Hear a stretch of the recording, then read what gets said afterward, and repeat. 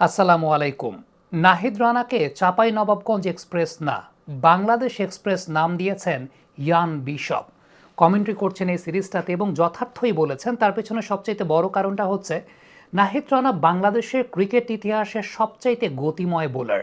বাংলাদেশের কোনো একজন বোলার ক্যারিবিয়ানের মাঠে গিয়ে 150-এর উপর কন্টিনিউয়াসলি বোলিং করছেন এবং আপনি যদি দুই দলের পেসারদের একটা তুলনামূলক চিত্র দেখেন গতির ক্ষেত্রে, ওয়েস্ট ইন্ডিয়ান বোলারদের তুলনায় বাংলাদেশের কোনো একজন বোলার যোজন যোজন দূরে এগিয়ে আছেন। তাকে আপনি বাংলাদেশ এক্সপ্রেস বলবেন না তো আসলে কি বলবেন? তবে একটা বিষয় খুব গুরুত্বপূর্ণ যে শুধুমাত্র গতি না, গতির সঙ্গে সঙ্গে আরও একটা জায়গাতে নাহিদ রানা বেশ ভালো ইমপ্রুভ করেছেন, সেটা হচ্ছে প্ল্যান অনুযায়ী বোলিং করা। একটা জায়গা দেখাতে চাই, তা হচ্ছে কেসি কার্টি। এর আগের টেস্টে তিনি যেই জোন থেকে আউট হয়েছিলেন তাসকিন আহমেদের বলে, একদম এক্স্যাক্টলি ওই জোনেই নাহিদ রানা কেসি কার্টিকে বারবার ডিস্টার্ব করেছেন, বারবার ওই জোনটাতেই ডিস্টার্ব করেছেন। পর্দায় আপনারা ঠিক এই মুহূর্তে দেখতে পাচ্ছেন এবং একটা সময় গিয়ে ওই জোন থেকেই তার উইকেটটা তুলে নিয়েছেন।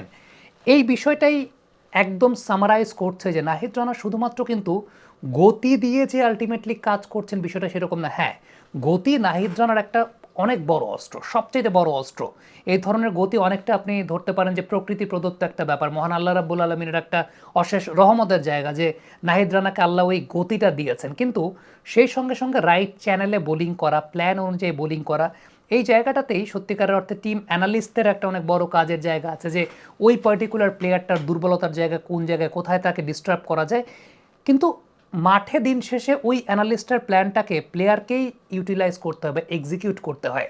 সেই এক্সিকিউশনের কাজটা খুব ভালো মতো করতে পেরেছেন নাহিদ রানা, যেটা এই পুরো ইনিংসে তিনি যে 5টা উইকেট পেয়েছেন আমার কাছে মনে হয়েছে সবচেয়ে ফ্যাসিনেটিং জায়গা। আরেকটা জায়গা বলবো সেটা হচ্ছে পুরাতন বলে বাংলাদেশের বোলাররা উইকেট আদায় করতে পারেন না।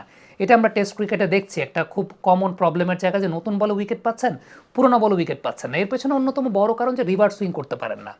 কিন্তু নাহিদ রানা যে জায়গাটাতে সত্যিকারের অর্থে ব্যতিক্রম ছিলেন সেটা হচ্ছে রিভার্স সুইং করতে না পারলেও শর্ট পিচ বল বা বাউন্সার ডেলিভারি এবং ইয়র্কার, এই দুইটা তিনি অ্যাটেম্প করেছেন, ট্রাই করেছেন, যেটা আমরা বাংলাদেশের বোলারদের কাছ থেকে খুব কম দেখি। যে তারা রিভার্স সুইং করতে পারেন না ঠিক আছে, কিন্তু ওয়েল ডিরেক্টেড বাউন্সার এবং ইয়র্কার লেন্থের বলগুলো পুরাতন বলে ট্রাই করার জায়গাটা, ওইটা বাংলাদেশের বোলারদেরকে আমরা আসলে সাম্প্রতিক সময় খুব একটা দেখি। জায়গাটাতে বেশ ভালো দৃষ্টান্ত স্থাপন করেছেন নাহিদ রানা, বিশেষ করে শর্ট অফ লেন্থের বলগুলো এই পেসে যখন ব্যাটসম্যান বরাবর আসছে, ব্যাটসম্যানের জন্য আসলে রিয়াকশন টাইম খুব বেশি পাওয়া যায় না, রিয়াকশন টাইম ব্যাটসম্যান খুব বেশি পান না। সো এইটা একটা অত্যন্ত গুরুত্বপূর্ণ ব্যাপার যে নাহিদ রানা ওই পেসটা জেনারেট করছেন এবং তাকে খুব টেকনিক্যালি হ্যান্ডেল করাটা খুব গুরুত্বপূর্ণ। আপনি তাকে খুব ওয়েল মেনটেনের মধ্যে রাখতে হবে এবং এই কারণেই কিন্তু নাহিদ রানাকে প্রথম টেস্ট ম্যাচটা খেলানো হয়নি তার ওয়ার্কলোড ব্যালেন্সের জন্য। ওয়ার্কলোড ম্যানেজমেন্টটা যাতে ঠিক থাকে সে কারণে তাকে প্রথম টেস্ট ম্যাচটা খেলানো হয়নি এবং এটাকে আমি সাধুবাদ জানি। অনেকে বলবেন যে প্রথম টেস্ট ম্যাচে তাকে খেলা নেয় কেন, কিন্তু এই ধরনের পেস বোলারদেরকে আপনারা ফিট রেখে রেখে খেলাতে হবে, ফিট রেখে রেখে খেলাতে হবে। আমাদের বাংলাদেশে unfortunately proper nutritionist, proper dietician কিংবা স্পোর্টস কনসালটেন্সির জায়গাটা খুব কম।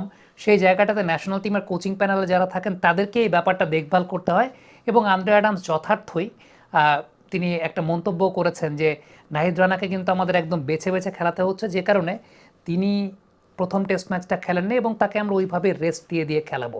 এবং যেহেতু এই ধরনের পেস বোলার একটু ইনজুরি প্রবণ হন, একটা কনসার্নের জায়গা তো অবশ্যই থাকে। আমার কাছেও ব্যক্তিগতভাবে মনে হয় যে তাকে ওই রেস্ট মেনটেন করে যেভাবে চলছে সেভাবেই খেলানো উচিত এবং এরকম চলতে থাকলে অবশ্যই 2027 দক্ষিণ আফ্রিকা বিশ্বকাপে নাহিদ রানা বাংলাদেশের জন্য একটা বড় অ্যাসেট হতে যাচ্ছেন। কমেন্ট বক্সে আপনাদের মন্তব্য, মতামত জানতে চাই।